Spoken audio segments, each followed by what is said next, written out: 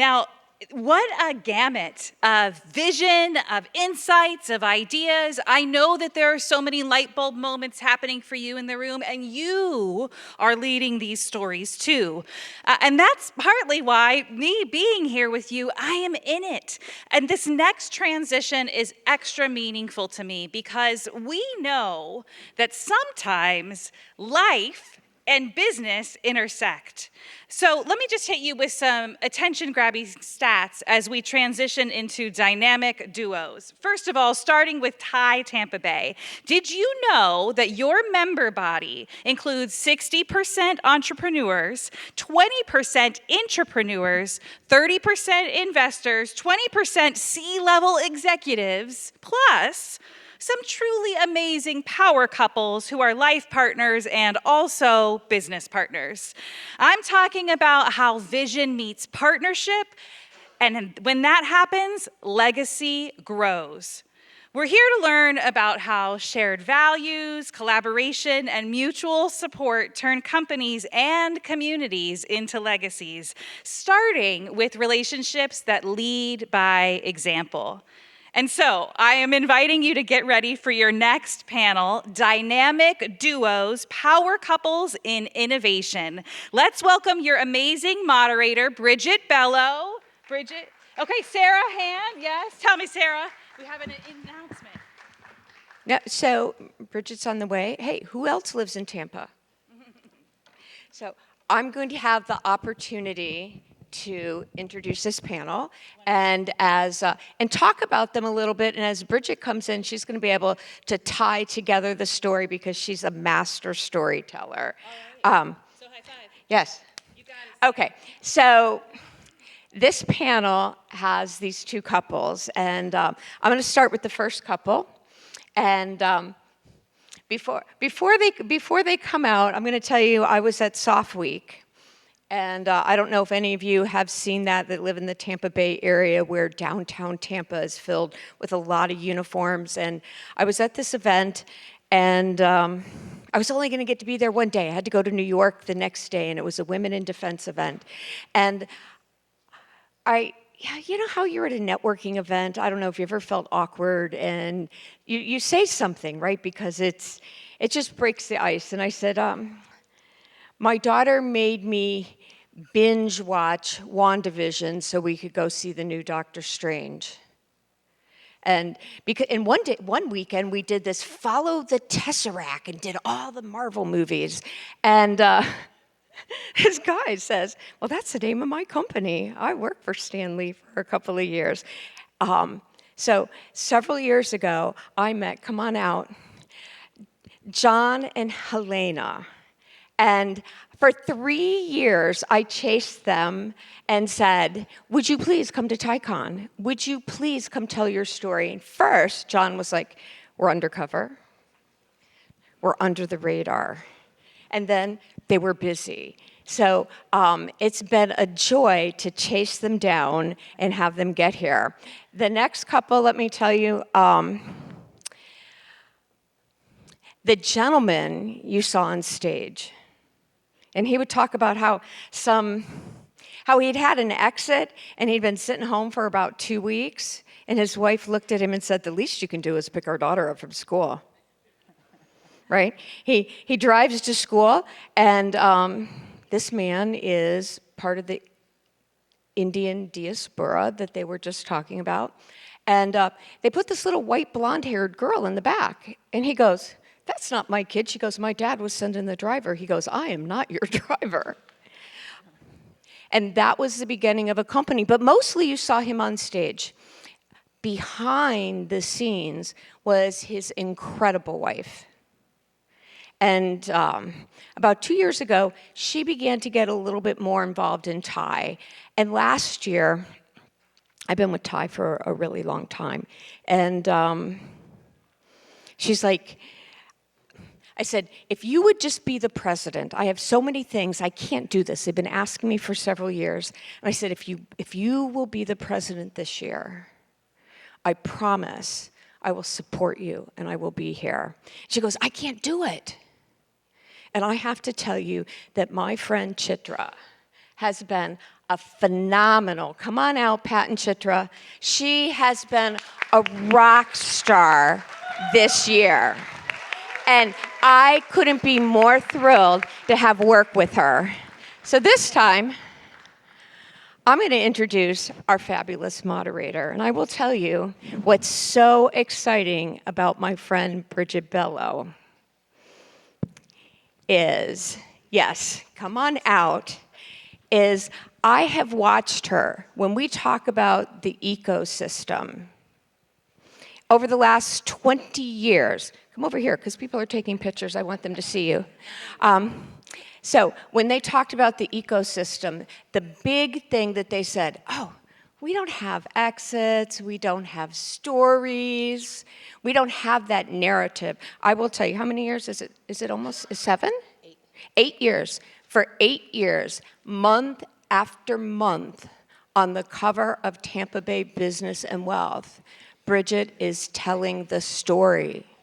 Some of those stories were here, and you just didn't know about them.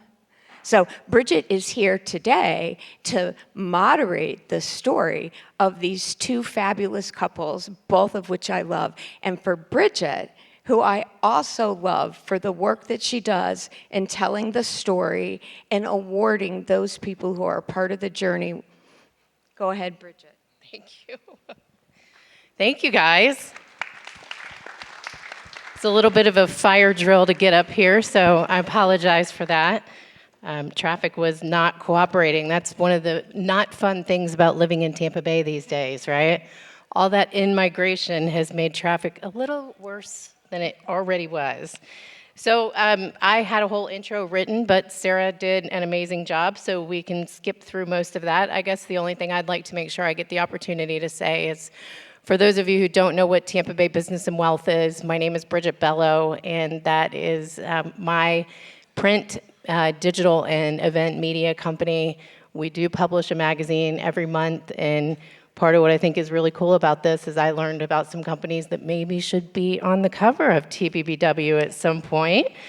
Yeah, oh, you got applause for that. We're blessed to have not one, but 2 powerhouse husband and wife teams. And I think that that's proof that marriage and innovation can live together, right? Yes, absolutely. So from drones and defense technology to school safety and parent apps, these leaders are building companies that fuse purpose with technology, and they're doing it side by side. Can't wait to hear this conversation. So let's start where every great company begins, with the relationship that's behind it, right? Each of you run a company with your spouse, which sounds exciting, it sounds intense, and to some people it might sound terrifying. My husband and I always say we like each other too much to work together every day. So, Helena, I'd like to start with you. How do you and John divide leadership and decision-making roles? Well, I think it's a great question because we each fill different roles, and I feel like there's parts of myself that fill a role that's maybe sometimes more compassionate, to sometimes John's background in robotics and software and hardware and all of that. So I do a lot of the operations in the business. I do a lot of the HR, a lot of the paperwork, which requires a lot of patience. And if any of you know, government and military paperwork is a never-ending process. So I think a lot of that I bring. And then, of course, my husband is the inventor, the creator, the person who's built everything behind the company. So I feel like I love his vision of where he goes with it. So I just follow right behind. So, John, what would you say your superpowers as a team are, and where do you challenge each other? Superpowers.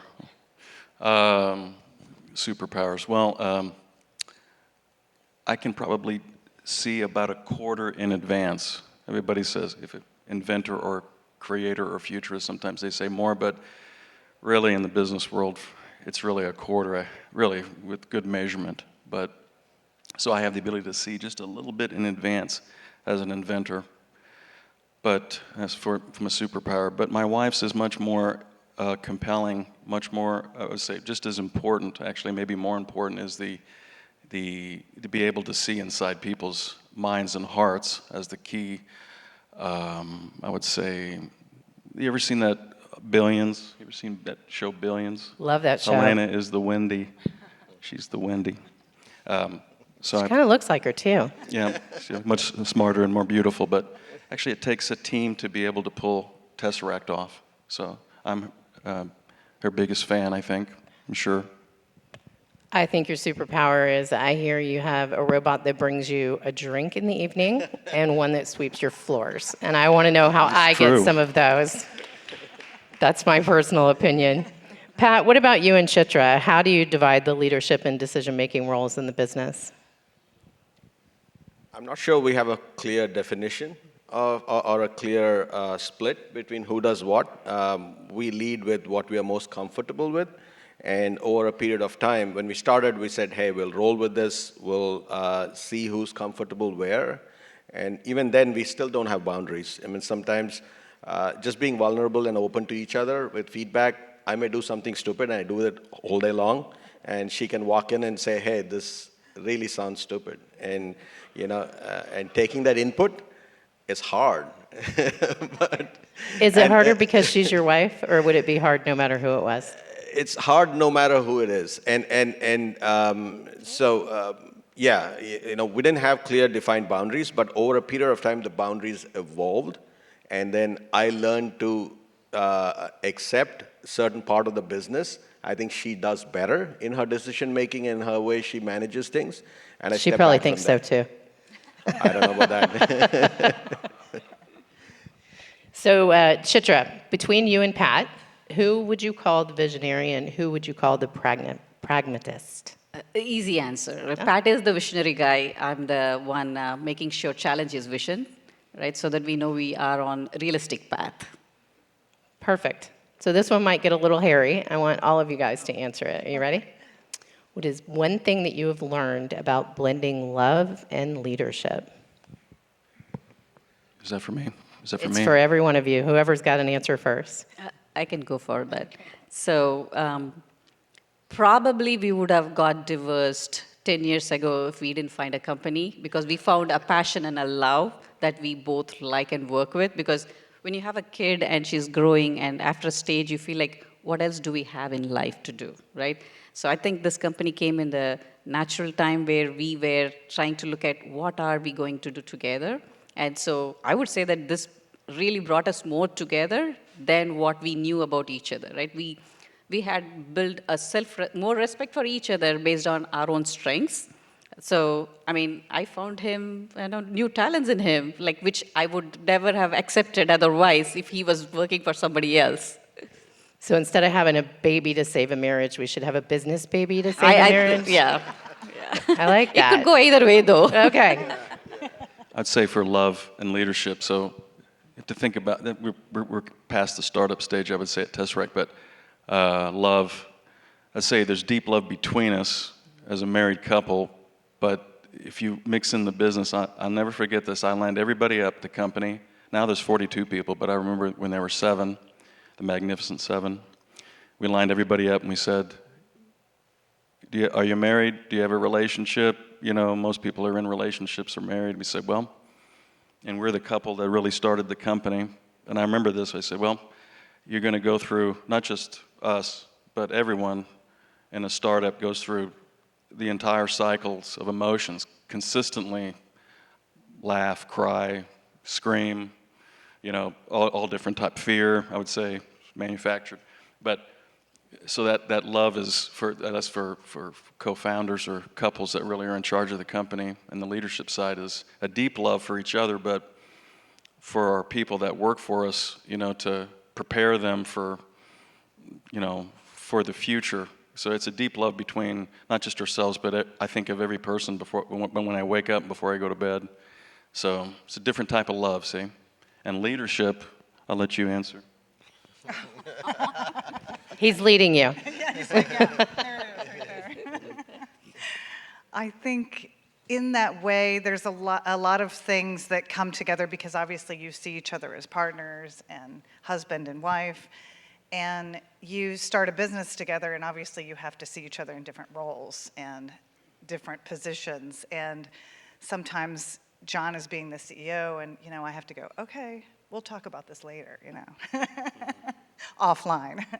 But at the same time, I see him now as an effective leader, and in ways that is different with the marriage. And I think it's brought us much stronger together because of that. And unfortunately, also, we work together every single day. We vacation together. You don't really have any time off. But it is good because we can generate ideas together. And even if we're off-site somewhere, we think of things and we're like, wow, this could be interesting. So it gives us that opportunity to think outside the box as well. So I appreciate that in this business. So. I saw something this morning that said most people live for the weekends. Entrepreneurs don't know what day it is. And I was like, amen. That is the best way to put it, right? And totally agree with you, having my own startup going into our 8th year, as Sarah shared with you. It is an emotional roller coaster like no other that you will ever experience, right? And the husbands and wives do go through it with you. And if you have kids at home, the kids go through it with you as well. So you didn't get a chance to answer, and if you want to, I'll be quiet. And No, this is an important question he has to answer. Chitra says he has to answer this one. I second everything Chitra said. Smart man. Take clues, guys.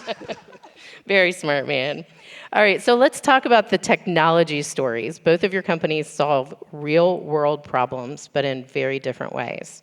So John and Helena, Tesseract fuses robotics, sensors, and visualization for many industries, mostly defense and construction, if I'm correct and my research is right. You feel free to correct me. For the non-engineers in the room, me being one of them, what does that actually look like in action, and what's been your biggest aha moment bringing such complex technology to life? So, Tesseract is a very unique company. It's very uncommon. It's an American invention company. It took me 6 years and $26.3 million to recruit a team of very specialized people in minds and capability. So we have artists and hackers and engineers and inventors and makers and strategists and all kinds of different people. We focus on very specific technology in robotics and sensors.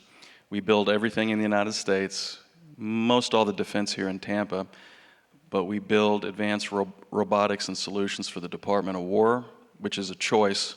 So we're not a defense-first company. We're a commercial company that chooses to use our inventive powers for our country. We have a tremendous construction, agriculture, and construction initiative where we dual use everything that we've learned in defense into the commercial applications and back and forth. So it's really probably a quad-use company.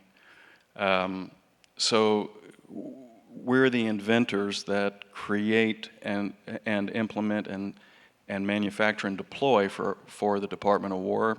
Those robots, you've probably seen hints around the news, but we're the ones that actually invent that technology and deploy it, keeping our warfighters safe. The second part of your question was the aha moment. The aha. So one of the robots we make is called a Tesseract. It is an environment. It's a very large space. It's surrounded by screens. But when I walk in, I have a very small robot that's attached to me, and I wear it. And anyway, when I walk in, the Tesseract, which is an environment that is selectively, intelligently displays information instantly. So I have a very specific credential, I have a very specific clearance, and when I walk in, the room greets me with, "Welcome, strongest Avenger," when I walk in. But it's able to present information. It may be a common operating picture for all of our robots around the world. It could be the Gantt chart for how people are ahead or behind schedule, a realistic map of what's going on a construction site and who's where.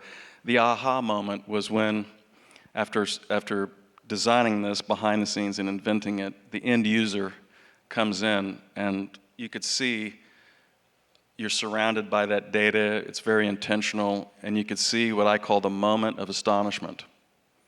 And so as an inventor, you can see the tide change when the moment of astonishment comes over their face. And so it was in that room, it was after our seed round, when not just the investors, but the end user was in there, and we just blew their ass away. I could tell. The moment of astonishment.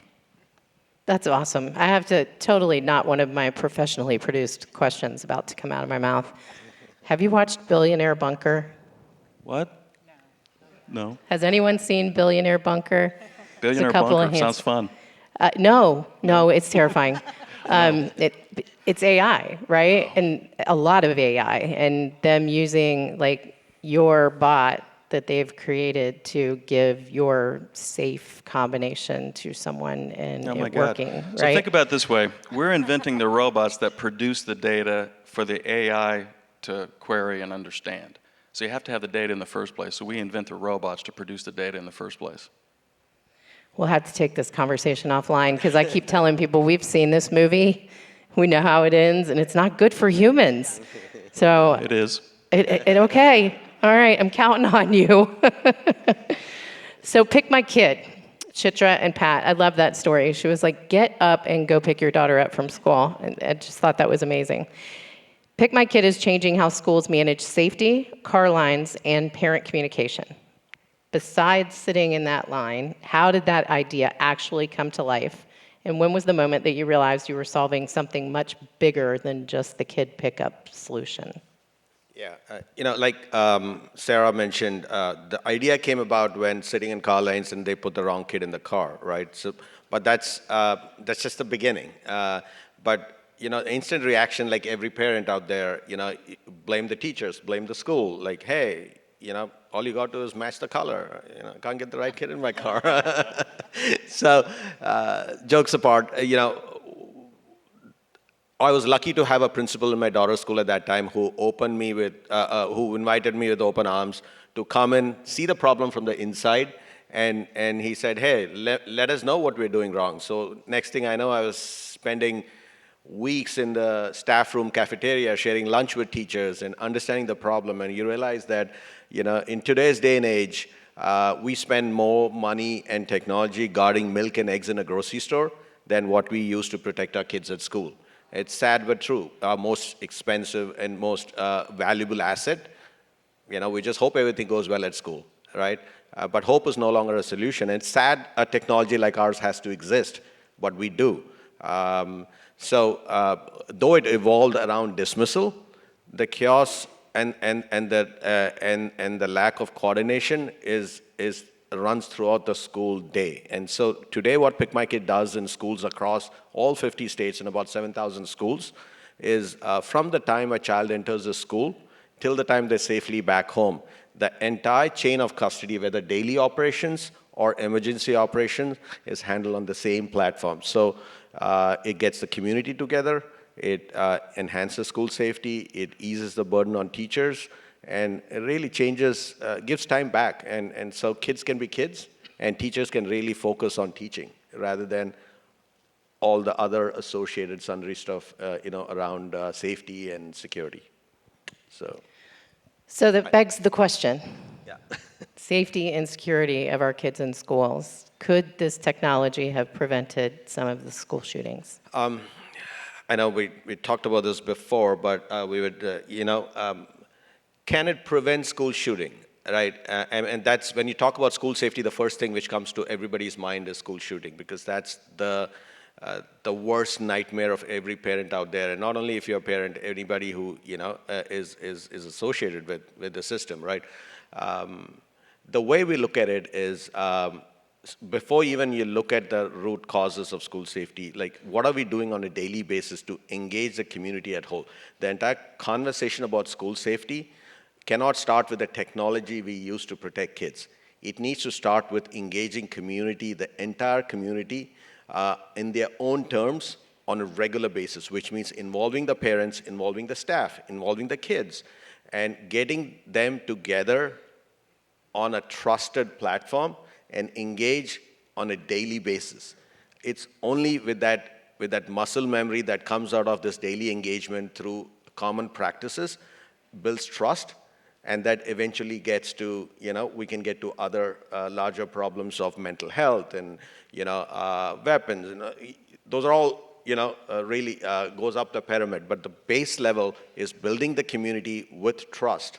And that's what we help to do every single day in schools, is to lay down the base level using technology seamlessly in the background and engaging parents and staff every single day, maybe 10 times a day. And we've had schools come back and tell us that they place Pikmykid in the level of a Red Cross in terms of the trust they carry and how the kids feel safe at home. And that's been really, thank you. Yeah. So. One thing that we always say is our platform helps them to be more proactive, right? So that you are not even letting a stranger get into the campus, right? So you're mitigating the first risk vulnerabilities that the schools were always having on hand, right? So by doing this on daily basis, you're avoiding any risks, anything that you do not know, not allowing them to come on a campus. So we are even taking away the root cause of anything that can potentially be at risk end of the day. I think that's great, and you guys aren't saying it, so I'll say it for you. I have a 6-month-old granddaughter. I'll be asking if they have this technology before she enters the school, and I think you should be doing the same, absolutely. So, why can't John's robots pick our kids up from school? Coming. It's coming, he says. Of course it is, of course it is. I can't imagine what living with him is like, honestly. And I mean that in a good way. Coming to a school near you. Coming to a school near you. So you're both tackling safety and awareness, one obviously in the physical world and one in the digital world. So let's talk about scaling those missions. Both of you have fast-growing companies. If I understand the audience correctly, we have some investors out there and people who might be interested. So for those investors and technologists that are in the room, Pat, what's been the biggest challenge scaling Pikmykid? In the initial days, scaling was, it was a new concept. It was an alien concept. So I remember the first days of pitching to a lot of local incubators and accelerators here. I was told that it is the dumbest idea they ever heard. It was laughed out of the rooms. But we persisted, and that's what entrepreneurs do, We are a little bit pig-headed, so to speak, right? So we believe in ourselves a little too much, and so we persisted, and we got our first handful of schools, and eventually got a proof of concept, and it worked, and we had case studies, and luckily, Chitra was doing her MBA at USF, and they were a great support, and they did our initial case studies and white papers, and that helped corroborate the data that we can go on to prove that this works. And so we built on that, and today we are in all 50 states and growing at about 30-40% year over year, and it's not been easy. And biggest stumbling block is the initial phase. So any entrepreneurs out there on the cusp of giving up, don't. Just give it a little bit more push. But use common sense and maybe pivot a little if you need. But the initial days are really tough. Getting from 0 to 1 million took us years. And then it just gets, I won't say it gets easier. It's a different problem, but scaling becomes a little bit more systemized after that. John, you look like you were dying to answer that question. No, I'm just listening carefully. Okay. That's the key All question. Right. Do you Just want me to making answer sure. the scaling question? If you have an answer that you would like to offer, absolutely. How would you answer? Go ahead. So in robotics, there's especially when it comes to defense, we are solely focused on fabricating all of our robots and sensors inside the United States, especially as it comes to, let's say, drones or other specialized robots. It's not about getting the contracts. We don't have any trouble getting those. It's really hiring hiring fast and firing fast, I'd say. But also the fabrication of the key technology parts, since we're building that capability in the state of Florida, which is the reason why we located here from Kansas, that being in front of the supply chain and the fabrication of very, very specific components is the opportunity. And so between hiring the minds and the people that can execute, and that the ability to fabricate 10,000 units minimum a month is at hand, and we're crushing it carefully. That's awesome. Helena, how do you explain your tech to people like me that are non-technical people, investors, potential partners? I just put John on the phone, basically. No, I think it depends on the angle of what we're doing. So my part of the company is that I do work a lot on the military side of it. So my beginning is I don't have a military background. My father was in the military, but there's so many acronyms and language in the military that I didn't know anything about, and contracts. So, John would find me falling asleep every night to these manuals of how to read the FAR, how to do contracting, and I would just be like, oh, this is a lot of information. So just a lot of reading and understanding how to get to that level. It took a lot of time, but I feel like from that perspective now, I think we're finally getting it and understanding it. So to me, it just takes a lot of patience and a lot of learning behind the scenes to get there. So that's what I did. That's what we did. Great.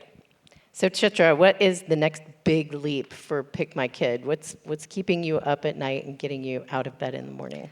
How can we implement in almost all the schools in US, right? So 7,000 is great, but not so great when you know that the rest of the schools is still following some not a traditional way of using it, right? So the biggest challenge is, one, to make sure influence the change management, to making sure your technology can be in a click of a button available to everybody, so you don't have to go through this nightmare every year for a peak season, working with thousands of schools, right? So that's what keeps us awake every day. Great. All right, you guys were asked to be on this panel because you are power couples who are working together. So we're going to get personal for a minute. Could get interesting. I'm going to ask the ladies. I'd like you to tell me and us, everyone in the room, because I think we're all curious, how do you protect your relationship while still running companies that demand so much of your time and attention? Tricky, but I think we are already public, right? So people know us now that we are couples, right? So, but that's a great question, because it's a very, take it this way, right? There's a lot of companies run by brothers and sisters, siblings, right? But they are not looked in the same angle as when a couple runs the business, right? So there is still that one moment where, when the moment you say that, oh, you guys are husband and wife running the business, right?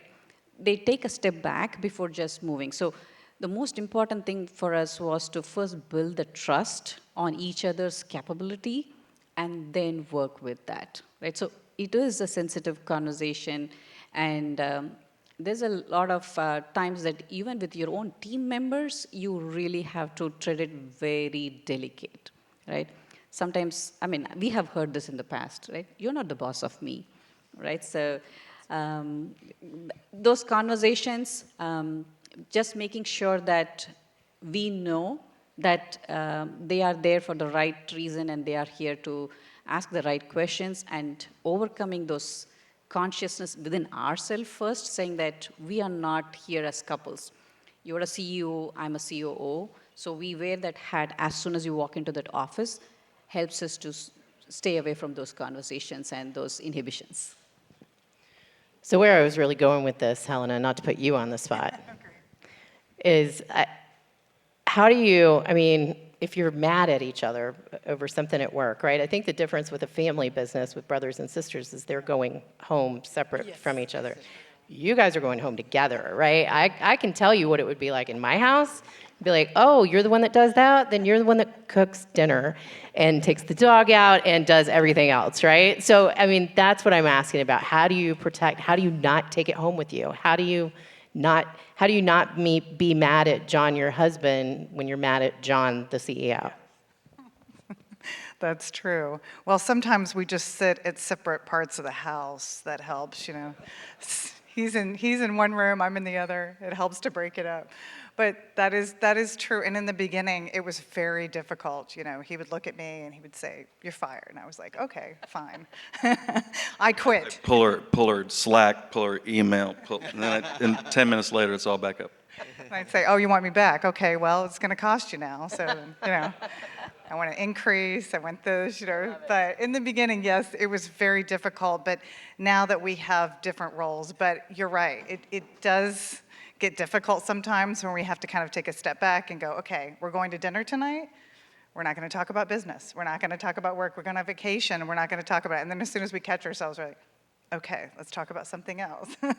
So there's a line that we address, but it's been much easier in the past few years that the business is scaling faster, and the bigger it gets, there's more pieces that we each have to serve. So it separates us a little bit more in that. So that helps. All right, guys, similar question. Are there rituals, rules, humor from the guy perspective that you would say keep you sane and keep your relationships intact? So, let me. Please. Okay. So one of the rules we follow is we never introduce ourselves. We could argue both ways, but the way we fall in this is we never, in a business environment, introduce ourselves as husband and wife. Go into a room from a business conversation. Even when we introduce ourselves to new employees or come into our office, partners, it's Chitra, she's CEO, I'm Pat, I'm the COO. And sometimes there's a chuckle going on. Hey, is there something going on between these guys? You know, and a lot of times, a lot of employees, it takes them, weeks. Like, are they together? Oh, yeah, okay, maybe. Because we don't have we didn't change our last name. So, Chitra does Chitra. So she's, so one of the rules, so that's, I think we kind of follow that to the T, and we discourage even our close friends and employees who come in and talk to us, team members. If you want to talk about Chitra, don't say, hey, your wife, or, because colloquial speak actually translate to unconscious actions, and from their muscles. So the COO said this, and I said this, not your husband is doing this or something like that. So keeping these little things and giving credit for the person she is, and forcing everybody around you to adapt to that standard and not defaulting us into one bucket of, hey, this couple. No, we have our own individual responsibilities. We are individuals with individual responsibilities, and we got here by our own merit, needs to be recognized by the team, and that's when the respect grows around it. And so I think we got to start the narrative on our side by making sure that I am the CEO, and she's a COO, and we all play roles in the company, which is equal and important. I think you just proved that because you called yourself the COO the first time and the CEO the second time. So you're living what you're talking about. Anything you want to add to that, John? Yes. It really is about mutual respect, trust, and appreciation, whether you're an employee or a married couple. I think I very much agree with what you were saying earlier too. I think the ability for people in the company to see you as two different people and treat you that way is very, very important. I think well, I'm not sure if it's the same for you two, but both of our kids are out of the house, and that changes everything. And they're old enough to fly on their own, so if the kids aren't in the house anymore, then okay, that changes everything. But then it allows us to spend more time together personally versus on the business side, and you really have to take time to do that. Well, I, of course, had more questions for you guys, but I even threw the whole script at my husband and said, help me decide what to take out, and neither of us could. So the clock decided what we were taking out. I think we did pretty good considering. 2 companies, 4 visionaries, endless innovation, and a reminder that partnership can truly, truly power progress. Thank you so much, Helena and John Boucard of Tesseract Ventures, and Chitra and Pat of Pikmykid, innovators in technology and in life. And thank you guys for having me here today. Thank you.